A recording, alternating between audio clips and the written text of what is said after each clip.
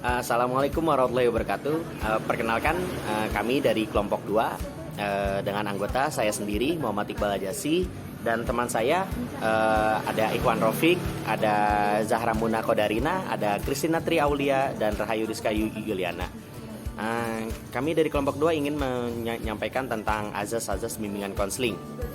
Nah, sebelum itu ada 3 hal yang akan kita sampaikan pada materi kali ini. Yang pertama, kita akan mengenal terlebih dahulu apa itu pengertian dari azas-azas bimbingan dan konseling. Yang kedua, ada apa saja tuh azas-azasnya, dan yang terakhir yang ketiga, yang terakhir ada deskripsi atau penjelasan tentang azas-azas dari bimbingan konseling tersebut. Baik, langsung saja kita mulai dari yang pertama, dari saya sendiri mengenai tentang pengertian azas-azas dan bimbingan konseling. Ya, menurut dari kelompok kami, azas adalah suatu hal yang harus dipenuhi dalam melaksanakan suatu kegiatan. Nah, agar kegiatan tersebut berjalan dengan baik, lancar, dan mendapatkan hasil yang memuaskan. Nah, kita mengutip dari sumbernya dari Safori Zaman dengan judulnya yang profesi keguruan. Beliau mengutip keberhasilan tugas pembimbing sangat dipengaruhi oleh kemampuan konselor dalam memenuhi azas-azas bimbingan konseling. Nah, seorang konselor yang tidak memenuhi atau tidak memperhatikan azas-azas bimbingan konseling biasanya dalam penerapan kegiatannya akan mendapatkan banyak masalah dan yang berujung kegagalan dalam tugas-tugas membimbingnya tersebut. Nah, untuk pelayanan bimbingan dan konseling tersebut, yaitu adalah suatu pekerjaan yang profesional. Nah, jadi menurut kelompok kami itu azas-azas pengertian dari azas-azas bimbingan konseling tersebut yaitu ketentuan-ketentuan yang harus diterapkan dalam melaksanakan penyelenggaraan pelayanan tersebut. Apabila azas-azas tersebut tidak dilakukan dengan baik atau tidak dilaksanakan, akan terdapat banyak masalah saat proses penerapan pendidikan tersebut. Nah, sebaliknya jika azasnya terjalankan dengan baik, maka proses pelayanan mengarah pada pencapaian dan tujuan yang efektif. Itu penjelasan mengenai pengertian dari azas-azas bimbingan konseling. Selanjutnya akan disampaikan oleh teman saya apa itu azas-azasnya dan bagaimana penjelasannya. Terima kasih.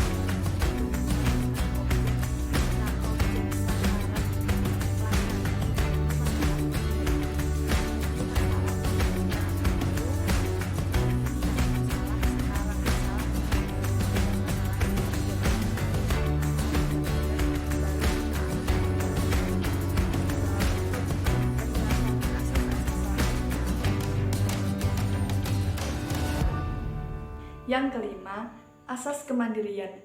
Asas kemandirian merupakan asas bimbingan konseling yang menunjukkan pada tujuan umum bimbingan konseling, yaitu peserta didik sebagai sasaran layanan bimbingan konseling yang diharapkan menjadi individu-individu yang mandiri dan menerima diri sendiri serta lingkungannya, mampu mengambil keputusan, serta mengarahkan dan mewujudkan diri sendiri.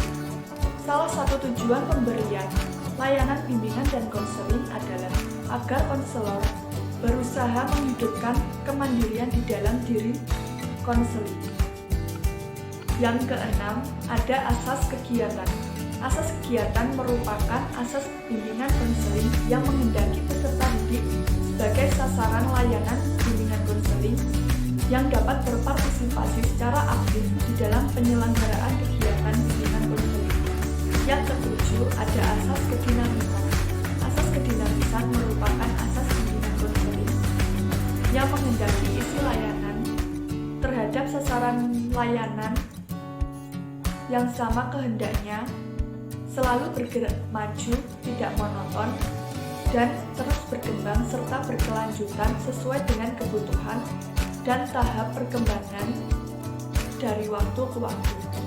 Keberhasilan usaha pelayanan bimbingan dan konseling ditandai dengan terjadinya perubahan sikap dan tingkah laku konseling ke arah yang lebih baik. Yang kedelapan, ada asas keterpaduan. Asas keterpaduan merupakan asas bimbingan konseling yang menghendaki agar berbagai layanan dan kegiatan bimbingan konseling, baik yang dilakukan oleh guru BK maupun pihak lain, saling menunjang harmonis dan terpadu.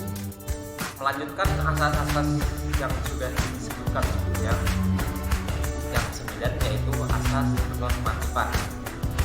Asas kenormatifan ini asas kita yang menghendaki agar setiap pelayanan dan kegiatan kita itu didasarkan pada tidak bolehnya bertentangan dengan nilai normativa yang ada. Nah, contohnya seorang konselor dalam menjalankan tugasnya itu harus sesuai dengan norma hukum, ada istiadat, sehingga hanya suasana yang harmonis antara konseling dan konselor. Karena seorang konselor yang profesional itu harus bisa menciptakan suasana yang nyaman bagi seorang konseling. Lanjut, asas yang 10 yaitu asas keahlian. Asas keahlian ini asas BK yang menghendaki agar layanan dan kegiatan bimbingan konseling ini diselenggarakan atas dasar kaidah-kaidah profesional. Nah, yang dimaksud profesional di sini kata pendeknya bahwa para pelaksana layanan bimbingan konseling ini harus benar-benar ahli di bidang bimbingan dan konseling. Semisal ada seorang peserta didik yang datang ke konselor, di situ seorang konselor harus benar-benar menjadi seorang konselor, bukan berperan sebagai dokter dan sebagainya. Asas 11, asas alih tangan. Asas BK yang menghendaki agar pihak-pihak yang tidak mampu menyelenggarakan layanan BK secara tepat dan tuntas atau suatu permasalahan strategi mengalih tangankan permasalahan ini pada pihak yang lebih ahli. Jadi jika tidak mampu, ini dialihkan ke yang lebih mampu, seperti itu. Nah, contohnya ada seorang peserta didik yang mengalami tidak lulus sekolah. Nah, seorang konselor tidak dapat bertindak sendiri dalam konteks ini. Seorang konselor harus melakukan kerjasama dengan pihak yang lebih kompeten dalam kasus ini, seperti membawa konseling tersebut pada seorang psikoter maupun dokter. Dan asas yang terakhir di sini asas Tuturi Handayani.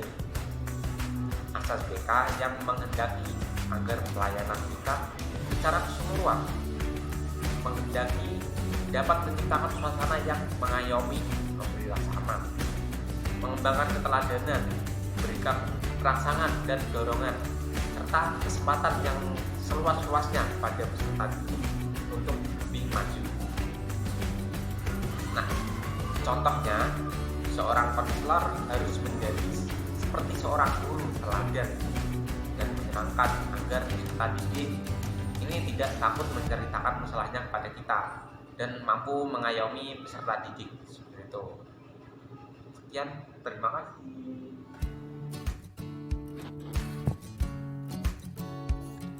Nah, kesimpulannya, asas-asas bimbingan dan konseling merupakan sebuah dasar yang dijadikan sebagai pedoman dalam melaksanakan berbagai pelayanan ataupun kegiatan dalam pembelajaran bimbingan konseling. Menurut Prayitno, ada 12 asas yang mendasari layanan dan juga kegiatan bimbingan konseling.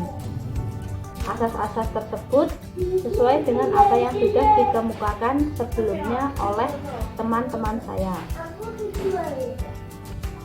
Nah, ke-12 asas bimbingan dan konseling tersebut pada dasarnya menegaskan bahwa para konselor merupakan para ahli yang memiliki kemampuan untuk membimbing konselingnya, baik secara ikhlas maupun profesional, sehingga mereka mampu meningkatkan taraf kehidupannya yang lebih baik. Nah, terutama berkaitan dengan persoalan yang melintas pada konseling, baik dalam menghadapi lingkungannya maupun orang-orang yang ada di sekelilingnya. Bimbingan konseling ini bertujuan agar anak dapat menghadapi masalah emosionalnya, memiliki tingkat keharmonisan dalam tingkah laku, emosi, pikiran, sehingga anak itu pun merasa nyaman dengan dirinya sendiri. Dengan menerima keterbatasan dan mengubah tingkah laku anak yang mempunyai akibat negatif menjadi positif. Sekian presentasi dari kelompok 2. Apabila ada kesalahan maupun tutur kata yang kurang berkenan, kami mohon maaf yang sebesar-besarnya. Billahi taufiq wal hidayah. Assalamualaikum warahmatullahi wabarakatuh.